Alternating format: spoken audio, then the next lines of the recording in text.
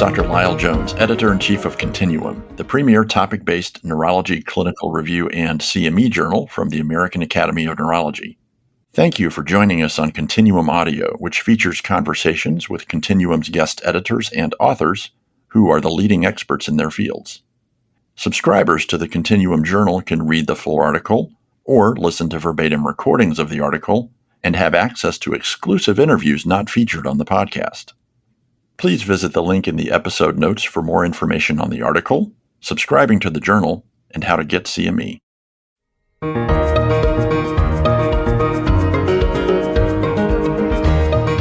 This is Dr. Aaron Berkowitz, and today I'm interviewing Dr. Sean Pittock about his article, Introduction to Autoimmune Neurology and Diagnostic Approach, which he wrote with his colleague, Dr. Andrew McKeown. This article is a part of the August 2024 Continuum issue on autoimmune neurology. Welcome to the podcast, Dr. Pittock. Could you introduce yourself to our audience? Well, thank you very much, Dr. Berkowitz. So I'm a neurologist at the Mayo Clinic. I direct the neuroimmunology laboratory with Dr. McKeown and Dr. Mills here, and have also been very much involved in the autoimmune neurology section at the American Academy of Neurology. So many of you probably know Dr. Pittock, or if you don't know, you've certainly diagnosed diseases that he has described and written about. And so it's a real honor to get to talk to you today and pick your brain a little bit about some of these complex diseases. So autoimmune neurology is certainly one of the most exciting subspecialties of our field. I feel like when I talk to students and ask me to make a case for why they should consider neurology as a career, I tell them, of course, I have many reasons I love neurology, but one thing I mention is that although many other fields of medicine may have made incredible advances as far as treatments, I can't think of too many other fields outside neurology where entirely new diseases have been described since I've been in training and come out of training. And many of those have been in your field of autoimmune neurology. I can think of cases where I've heard you or one of your colleagues on a neurology podcast describing a new antibody, new disease, and a few weeks later we see that disease and give a patient a diagnosis that had been elusive from other physicians and hospitals. It's a very exciting, gratifying area. It's also daunting. I feel like every time I go to the AAN and hear one of your colleagues, there's a new disease and we realize, oops, was I missing that or am I going to see this? And so hoping to pick your brain a bit today about some of the key concepts and how to keep them in mind so our listeners can recognize, diagnose, and treat these conditions, even if they can't remember every single antibody in your article and all the new ones you and your colleagues will probably discover between now and when this podcast is released. So before we get into some of the important clinical aspects of these conditions, could you just lay out sort of the broad brushstrokes, the lay of the land of cell-mediated versus antibody-mediated, paraneoplastic versus non-paraneoplastic, cell surface versus intracellular? How can we sort of organize this area in our minds? Yeah, it's complex and it's really an evolving story. But the importance really from the perspective of the reader and the perspective of the clinician is that we're talking about disorders where we can actually do something. We can actually impact patients. And we think about the concept of stopping and restoring in neurology now. We're talking about disorders where we have the potential to stop these inflammatory immune-mediated disorders, and potentially by stopping early, we may be able to restore function. So a really important new and evolving field in neurology because you don't want to miss these conditions. Trying to get your head around the complexity of these entities is difficult, but what we've done in this chapter is really to try and lay the groundwork for the following chapters, but provide somewhat of a simplistic approach, but a practical approach that really, I think, can help clinicians. So the way I think of it, a lot of autoimmune neurology really has stemmed from the discovery of antibodies that cause neurological disease. And the examples of those would be going back to myasthenia gravis, with antibodies to the acetylcholine receptor, going back to Lambert-Eaton syndrome. And then, even if you go back to the older traditional paraneoplastic disorders, the HU, the RE, the YO, at the end of the day, you really have two essential entities, if you want to be very simple. The first is disorders that are caused by an antibody. And the second are disorders where the antibodies you detect are not causing the disorder, but they're telling you that there's predominantly a cellular or T-cell mediated attack of the nervous system. And I think thinking about the diseases in those kind of simple terms helps us when we think about what would be the best treatment to use in these types of cases. Fantastic. I think that's very helpful. And just to make sure it's clear in the minds of our listeners, when we're dividing into these sort of causative antibodies versus antibodies that might be, I don't know if I'm using the word properly, but sort of epiphenomena, or they're present, but they're not causative, as you said. Can you just give some examples of the ones on either side and how making this distinction helps us in practice? Yes. So antibodies that are causative of disease, I think, the one that I've done a lot of work on is in neuromyelitis optica, where you have antibodies that are targeting a water channel that sits on an astrocyte. And so it causes NMOSD, or what we consider an autoimmune astrocytopathy. And we know that when the antibody binds to the target, many things can happen. So when aquaporin 4 antibodies bind to aquaporin 4, they can do a lot of things. They can cause internalization. They can activate complement that results in the killing of the cell. But there can be other situations. For example, when NMDA receptor antibodies bind to the NMDA receptor, then a variety of different things can occur, different to water channel autoimmunity, where, for example, the receptor, the NMDA receptor, is downregulated off the cell surface, and that results to some extent in the neuropsychiatric phenomenon that we see in NMDA receptor autoimmunity. And obviously, when you have a situation where the antibodies are causing the disease, removal of those antibodies or the reduction in the production of those antibodies is going to help patients. Now, on the other side, we have antibodies that we detect in the blood or in the spinal fluid. And those antibodies are targeting proteins that are inside the cell. So those antibodies we don't consider as being pathogenic. Now, remember, there are sometimes situations where proteins that are inside the cell occasionally can be available for antibodies to bind at certain situations. So, for example, in the synapse, amphiphysin or the septins may at times become available. And so sometimes there are targets or antibodies that are somewhat in between those two simplistic concepts. But when we're talking about antibodies that are targeting proteins on the inside of the cell, remember that antibodies don't just suddenly occur. There's a whole process of presentation of target antigen at the lymph node, and then both a T and a B cell response. The B cell response potentially produces the antibodies, but also triggers and stimulates T cells. And those T cells then go on to cause the disease. And those T cells are very problematic because those classical paraneoplastic and the newer ones we've described, and many have described, these are associated with quite severe neurological disability. And they're very, very difficult to treat. And if you ask me, where is the holy grail of autoimmune neurology therapeutic research? It's in trying to actually figure out ways of treating the predominantly T-cell mediated paraneoplastic and autoimmune neurological disorders. We're making great headway in terms of the treatments of the antibody mediated neurological disorders. That's a helpful overview. So sticking with this framework you mentioned as sort of the causative antibody category and the antibodies that are predominantly for intracellular antigens but not believed to be causative. I want to make sure I'm understanding this correctly and we can convey it to our listeners. I believe you said in your paper then that the antibodies that are predominantly causative are more likely to be associated with conditions that are very treatable as compared to the intracellular antibodies that are not thought to be causative. As you just said, the disability can be irrecoverable or very hard to treat. And I believe another theme in your paper that you brought out is the antibodies that tend to be causative tend to be cell surface and tend to be less likely to be associated with underlying cancer, although not a perfect rule. And the intracellular antigens more commonly associated with cancer in those cases to look very hard for a cancer before giving up. Are those themes, that I understand them from your paper properly, or anything else to add there? Yes, I think that that's exactly the message that we were trying to get across. So that's good news that you picked up on the themes. I think, in simple terms, remember that when a cytotoxic T cell identifies the peptide that its T cell receptor will target, the ultimate outcome is poor, right? T cells are like the Marines. They don't mess around. Once they find their target, they eliminate that target. And so it's really difficult to treat those types of diseases if you get them late. And most patients with cytotoxic T-cell mediated paraneoplastic neurological disorders, oftentimes by the time they get to a center of excellence, the boat has left the dock in many respects. In other words, it's too late.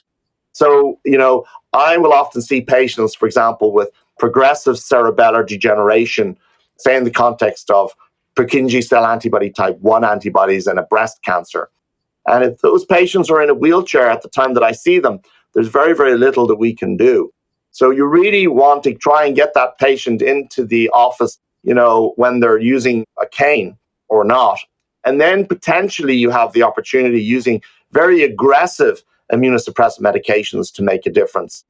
And that is quite different to the other scenarios where, for example, if you have NMDA receptor encephalitis, as many of the readers will know, this is a condition that is very treatable, and most patients do very well because the antibodies, they're disrupting function, but they're not killing the neuron as we see in those more aggressive paraneoplastic cytotoxic T-cell mediated diseases.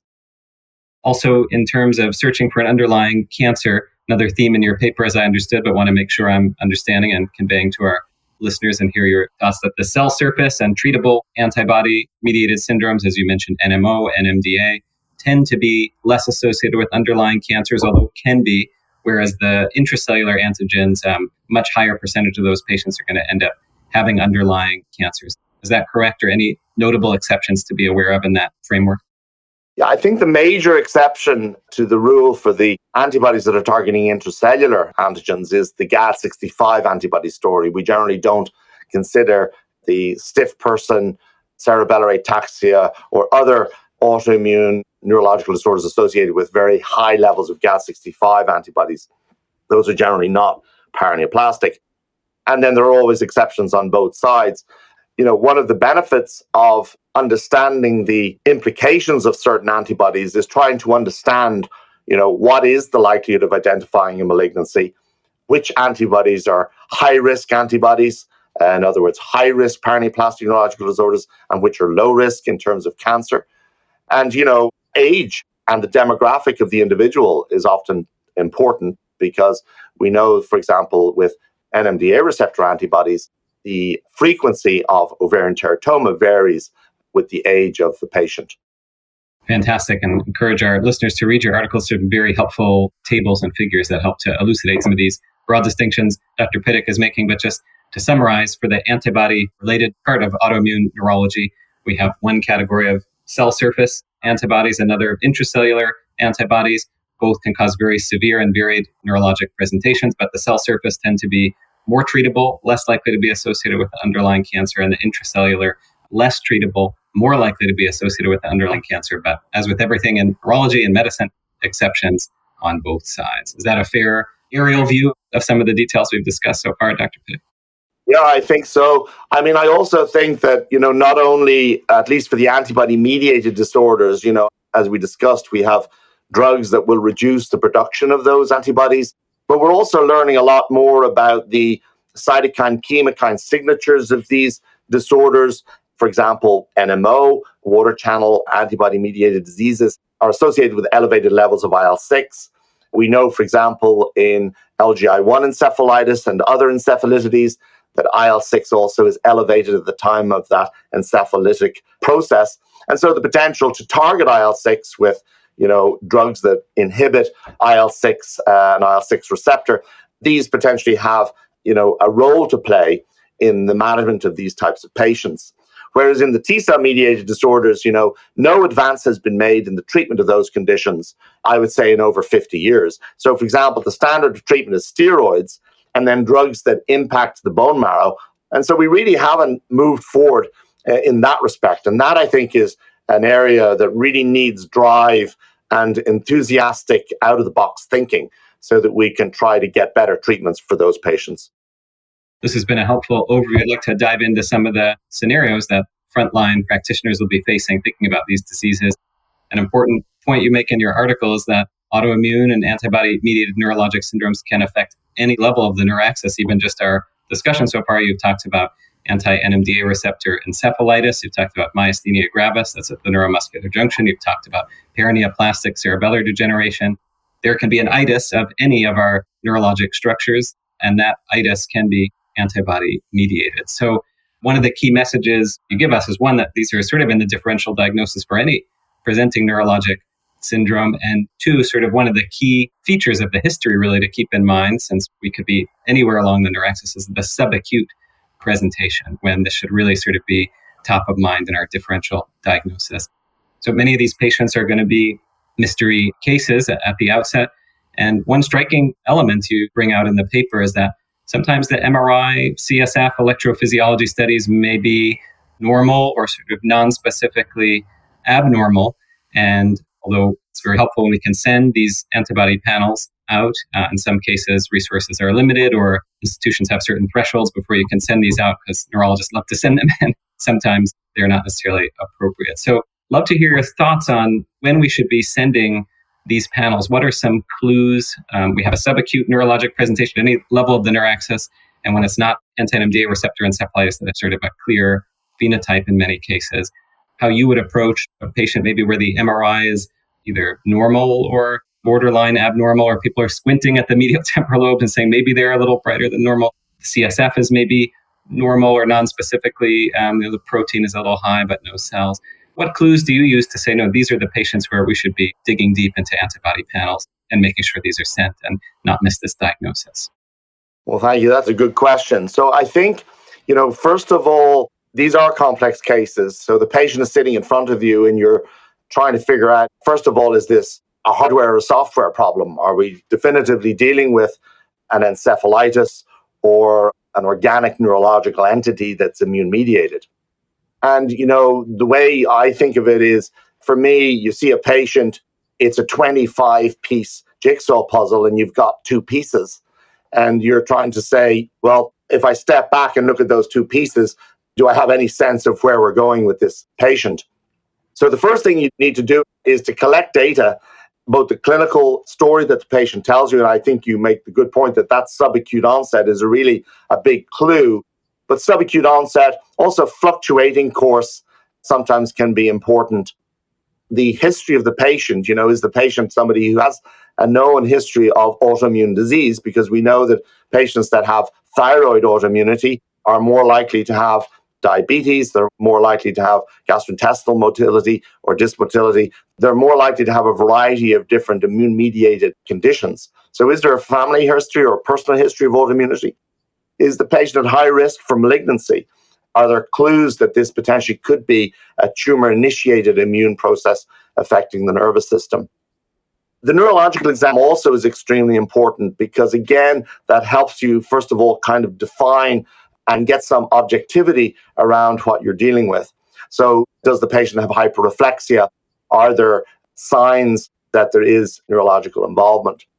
And then really what I think we need to do is to try and frame the predominant neurological presentation. So what is the major issue? Because a lot of these patients will have multiple complaints, multiple symptoms. And it's very important to try and identify the major presentation. And that's important because the neural autoantibody tests are now presentation defined. In other words, they're built around the neurological presentation, because the old approach of just doing a paraneoplastic evaluation is gone, because we've got to a stage where we have now so many neural antibodies, you can't test every single neural antibody. So if you're suspecting that there may be an autoimmune neurological component, then you really need to think about what would be the most appropriate comprehensive evaluation I need to do for this patient. So, for example, if a patient comes in with a subacute onset encephalopathy, you're probably going to want the autoimmune encephalitis evaluation. And then you have to pick whether it's going to be serum or spinal fluid. And as we outline in the paper, there are certain antibodies that are better detected in serum versus spinal fluid. So, for example, in adults over the age of 50, LGI1 is much more accurately detected in serum than spinal fluid. And the absolute opposite is true for NMDA receptor antibody detection. One of the most important components of the neurological evaluation is the spinal fluid, but actually looking at the white cell count. And in fact, sometimes it's quite interesting to me that I'll often see patients referred with a diagnosis of encephalitis, an autoimmune encephalitis, and yet they haven't had a spinal fluid examination. So the presence of a white cell count, greater than 5 is hugely helpful. It's like two pieces of that 25-piece jigsaw, because that really tells you that there is something inflammatory going on. And now, in terms of imaging, you're right, some patients will have normal MRI. And if you really do think that there's evidence of, for example, you do an MRI, but you're getting a good sense that there's a temporal lobe seizure occurring, MRI looks normal, the EEG shows some abnormalities in the mesial temporal area. Considering additional imaging modalities like PET scan of the brain, I think is reasonable. We know that in NMDA receptor encephalitis cases, 30% of patients will have normal MRI, but they'll often have abnormalities on the PET scans. So I think what we do is we try to gather data and gather information that allows us to add in pieces of that jigsaw so that eventually, after we've done this evaluation, we can see now we have 10 pieces. If we step back, we say, yes, now we know what this condition is. And then we essentially plan out the therapeutic approach dependent on what we've found. In terms of identification of underlying malignancy, different people have different approaches. Our approach generally has been to try to get a PET-CT scan of the body as our first go-to test, because actually we found that CT chest, abdomen, and pelvis really actually delivers the same amount of radiation. And from a cost perspective, it's about the same. And we have found that PET-CTs really do provide a higher sensitivity for cancer detection. Perfect. A lot of very helpful clinical pearls there. So in closing, Dr. Pittock, I've learned a lot from you today. I'm sure our listeners will as well. What does the future hold in this field? What's coming down the pipeline? What are we going to be learning from you and your colleagues that are going to help us take care of patients with these diseases going forward? Well, thank you, Dr. Berkowitz, for that question. I think the future is very bright and very exciting. And hopefully some of the more junior members will be enthused by this Continuum series and hopefully will go into this area. So let's talk about the future. The future, I think, is going to be of great interest. Firstly, there's going to be continued discovery of novel biomarkers. And the reasons for that is because of the technical and technological advances we've seen. So, for example, there have been many, many antibodies discovered by us and others that have been discovered on the basis of, for example, phage technology.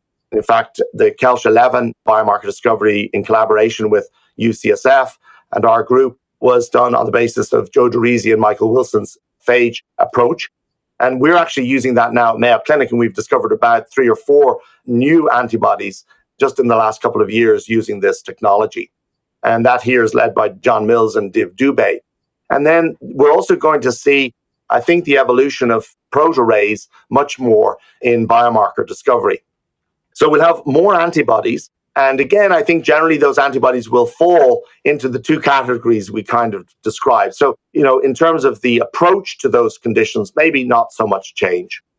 I do think, though, that the introduction and the utility of comprehensive cytokine and chemokine analyses in the future will assist us in making diagnoses of seronegative encephalitis, but also potentially will direct therapy. So, for example, a cytokine A is elevated. Maybe that would be a potential target for a therapy that's available for these patients with rare and potentially very disabling disorders. Then when we look at the cytotoxic T-cell mediated disorders, I think the major areas of advance are going to be in better understanding the immunophenotype of cytotoxic T-cell mediated diseases, and then the potential development of tolerization strategies using the specific targets, those specific epitope targets that are involved in paraneoplastic and non-paraneoplastic diseases, and seeing if we can vaccinate patients, but move that immune response into more of a tolerogenic immune response rather than a cytotoxic killing response. And then I think lastly, we're going to see a dramatic revolution in CAR T therapeutic approaches to these types of disorders moving forward. And not just, CAR T therapies that are targeting, CD19 or CD20, but CAR Ts that are actually personalized and developed so that they can target the specific B and T cells in an individual patient and actually do a very fine removal of that autoimmune pathologic process that I think would have significant benefit for patients, not only in stopping progression, but also in significantly reducing the potential of side effects. So a much more targeted approach. So that's where I think the next 10 years is going to be. I think it's very exciting. It's going to require the collaboration of neurologists with, immunologists, hematologists, across the board. So very exciting future, I think, for this field. Exciting indeed. And we have learned so much from you and your colleagues at the Mayo Clinic about these conditions.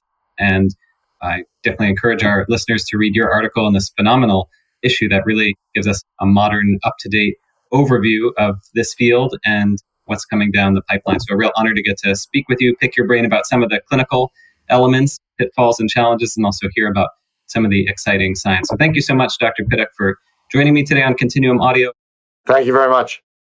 Again, today I've been interviewing Dr. Sean Pittock, whose article with Dr. Andrew McKeown on an introduction to autoimmune neurology and diagnostic approach appears in the most recent issue of Continuum on autoimmune neurology. Be sure to check out Continuum Audio episodes from this and other issues, and thank you so much to our listeners for joining us today.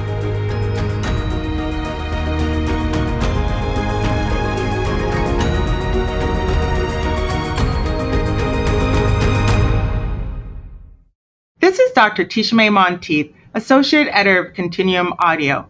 If you've enjoyed this episode, you'll love the journal, which is full of in-depth and clinically relevant information important for neurology practitioners. Use the link in the episode notes to learn more and subscribe. AAN members, you can get CME for listening to this interview by completing the evaluation at continpub.com/audiocme. Thank you for listening to Continuum Audio.